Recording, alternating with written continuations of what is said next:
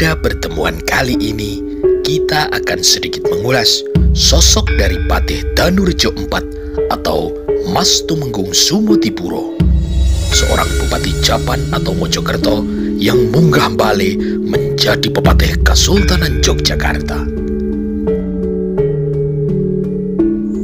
Sosok Patih Danurejo IV adalah tokoh kontroversial dalam sejarah tanah Jawa, khususnya sejarah sekitar Perang Jawa yang terjadi sekitar tahun 1825 sampai tahun 1830.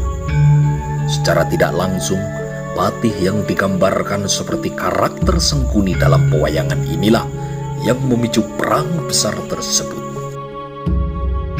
Jauh sebelum perang besar itu terjadi, suatu ketika Sri Sultan Hamengkubuwono III merasa heran ketika putra sulungnya Bendoro Pangeran Aryo Diponegoro mengusulkan sebuah nama yang hendak diangkat menggantikan Patih Kiai Adipati Danurejo III yang telah sepuh. Sultan menganggap ada banyak kandidat pejabat lain yang dianggap mampu dan berasal dari lingkungan dalam keraton. Menurutnya lagi, nama yang diusulkan itu masih terlalu muda dan berasal dari kalangan rakyat biasa yang bahkan logat bahasa Jawa Wetannya dianggap kasar bagi telinga orang Jogja kala itu. Namun, Sri Sultan Hamengkubuwono III selalu memperhatikan saran-saran putra yang diseganinya karena dianggapnya memiliki karisma dan mumpuni kadar keilmuannya ini. Dan demikianlah jalinan kisah ini bermula. Nama yang diajukan tersebut adalah Mas Tumenggung Sumodipuro, pejabat Bupati Kesultanan Yogyakarta untuk wilayah Japan atau Mojokerto di Jawa Timur yang sekarang, yang dengan kemampuannya saat menjabat membuat wilayahnya menjadi yang termakmur di mancanegara timur. Pada tanggal 2 Desember tahun 1813, Sumodipuro pun diangkat dan dilantik sebagai Pepatih Dalem Danurejo IV dan kelak memangku jabatan terhormat itu selama 34 tahun atau sampai tahun 1847. Seperti yang diduga, sebagai orang luar yang sebelumnya tidak mempunyai akses ke wilayah dalam kalangan elit istana, pada awal memegang kendali pemerintahan, Danurejo IV mendapat banyak hambatan dan cibiran dari pejabat lain. Hanya karena jasa Pangeran Diponegoro yang selalu membelanya dan pasang badan sematalah, Danurejo IV sanggup melewati tahun-tahun pertama jabatannya yang sebenarnya penuh dengan rongrongan dengan prestasi yang gemilang. Sayangnya, ada satu hal yang luput dari pengetahuan Pangeran Diponegoro.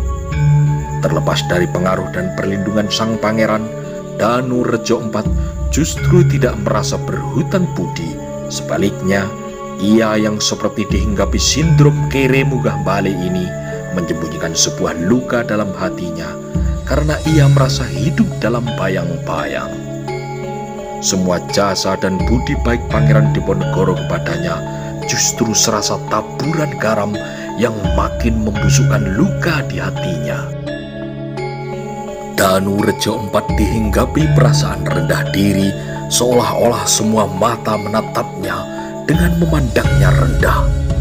Seolah-olah semua bibir dimencongkan dengan mulut yang kasakusuk mengguncingkan dia di belakangnya dan mengatakan bahwa dia bukan siapa-siapa bila bukan karena Pangeran Diponegoro. Danurejo IV terobsesi untuk membuktikan bahwa dirinya tidak seperti apa yang dipikirkan orang.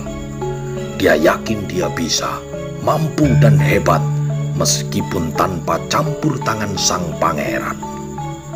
Ketika pada tahun 1816 Sri Sultan Hamengkubuwono III mangkat dan digantikan oleh Raden Mas Ibnu Jarot yang masih berusia kanak-kanak sebagai Hamengkubuwono IV, sang patih yang gelap mata ini mulai menunjukkan kedurjanaannya. Keberadaan Pangeran Diponegoro yang lebih banyak meninggalkan istana dan tinggal di Tegalrejo membuatnya lancang berani menggantikan pejabat-pejabat bawahannya dengan para penjilatnya dan mulai merumuskan berbagai kebijakan yang merugikan rakyat. Karena merasa patron pelindung yang sebelumnya mulai menjauh, dia pun mencari sosok pelindung lain yang celakanya ditemukannya pada pemerintah kolonial Belanda. Pihak yang sebenarnya hanya berkepentingan memanfaatkan keraton sebagai alat untuk mencapai keuntungannya sendiri.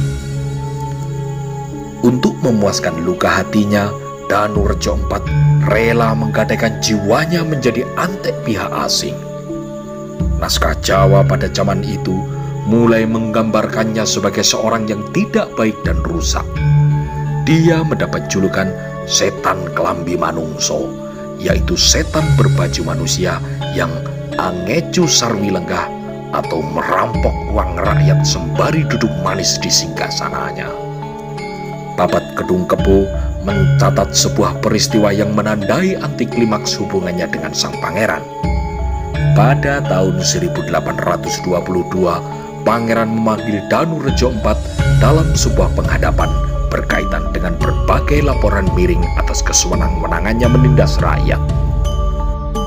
Selaku wali sultan yang masih bocah, Pangeran Diponegoro menginterogasinya di Paseban di depan banyak pemangku pejabat dan seorang sentono atau anggota keluarga sultan. Dulu, Pangeran pernah membahas suatu kebijakan bersama ayahnya, Sri Sultan Hamengkubuwono III, berkaitan dengan penunjukan petugas resmi polisi pedesaan atau gunung dan peran mereka atas masyarakat pedesaan. Tanpa berkonsultasi, Danurejo IV menunjuk 50 lebih petugas resmi yang digaji langsung dari uang pajak kerajaan dengan tugas khusus mengumpulkan pacumpleng pajak rumah tangga yang sekaligus menjadi petugas penegak hukum. Pangeran menjadi murka ketika Danurejo IV terus saja mengelak dengan berbagai dalih, dan terjadilah sebuah peristiwa yang heboh ini. Pangeran yang amat disegani semua kalangan itu mendadak berdiri, melepaskan selop alas kakinya, dan dengan langkah murka mendekati Danurejo IV dan memukulkan selop tersebut ke kepala dan wajah sang patih yang duduk menyembah. Penghinaan itu takkan pernah dilupakan oleh Danurejo IV sepanjang hidupnya, walaupun sesungguhnya dia sangat pantas menerimanya. Insiden besar kedua terjadi ketika dalam sebuah pesta bersama Belanda disajikan anggur dan beraneka minuman keras. Lazim pada masa itu pesta-pesta ala barat diadakan di kalangan pemerintahan, sehingga Pangeran Diponegoro sampai tidak tahan dan menganggap bahwa Belanda telah menginjak-injak dan mencemari keraton. Danurejo IV berniat hendak membalas penghinaan yang pernah ia alami. Ia tahu bahwa sang pangeran tidak akan sudi ikut minum, sehingga dengan sengaja ditawarkannya sebuah gelas. Santri udik itu malam ini akan kupermalukan di tengah pesta orang-orang beradab, batinnya kala itu. Tak dinyana, Pangeran Diponegoro melakukan hal yang kian menyalakan dendam Danurejo IV. Begitu gelas diterima, sang patih kaget karena wajahnya basah disiram wine yang dihempaskan oleh sang pangeran. Semenjak itu, dengan penuh kedengkian, Danurejo IV benar-benar mendedikasikan hidupnya untuk menghancurkan kedudukan Pangeran Diponegoro di Keraton Yogyakarta. Setelah Perang Jawa berakhir, kekuasaan Patih Danurejo IV semakin kuat. Kebijakan-kebijakan yang menguntungkan Danurejo pribadi itu membuat dia semakin dibenci oleh para pejabat keraton lainnya. Kehidupan glamor ala pejabat kompeni pun dijalani Patih Danurejo IV.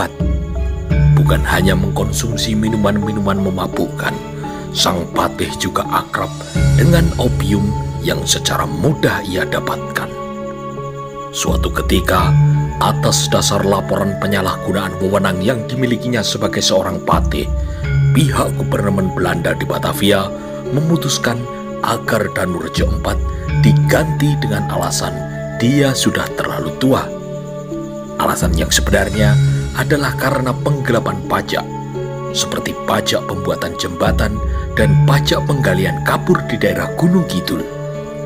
Mengingat jasa dan kesetiaannya kepada Belanda, maka pihak Belanda tidak melakukan penyelidikan terhadap kasus tersebut. Danu Rejo IV diberhentikan dengan hormat dan diberi hak pensiun sebesar 1.000 gulden. Padanya juga diberi hak memakai gelar Pangeran Kusumoyudo. Kemudian, ia dikembalikan ke Mojokerto pada bulan Februari tahun 1847. Pemilihan Mojokerto itu dimaksudkan oleh Belanda agar ia tidak lagi berkecimpung dalam urusan pemerintahan di Yogyakarta. Namun, Danu Rejo tetaplah Danu Rejo IV yang dipenuhi hasrat kekuasaan meski sudah dijauhkan dari pusat pemerintahan. Beberapa kali ia meninggalkan Mojokerto menuju Yogyakarta untuk menjalin hubungan dengan para mantan bawahannya dahulu. Karena dianggap membahayakan, maka pada bulan Juni tahun 1847, Residen Surabaya mendapat perintah untuk melarang Danu Rejo IV meninggalkan Mojokerto. Tidak diketahui kapan Danu Rejo IV meninggal dunia.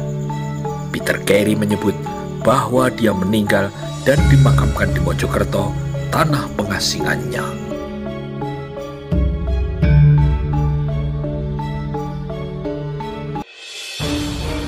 Demikian sedikit ulasan tentang Patih Danu Rejo IV atau Mas Tumenggung Sumutipuro. Semoga ulasan ini dapat sedikit menambah wawasan kita akan warna-warni sejarah Nusantara. Apabila terdapat kesalahan pengucapan maupun versi, jangan ragu-ragu untuk mengkoreksi kami di kolom komentar. Silakan subscribe, like, dan share video ini jika dirasa bermanfaat. Akhir kata, tetap jaga kesehatan panjenengan sedoyo dan terima kasih telah menyaksikan video ini.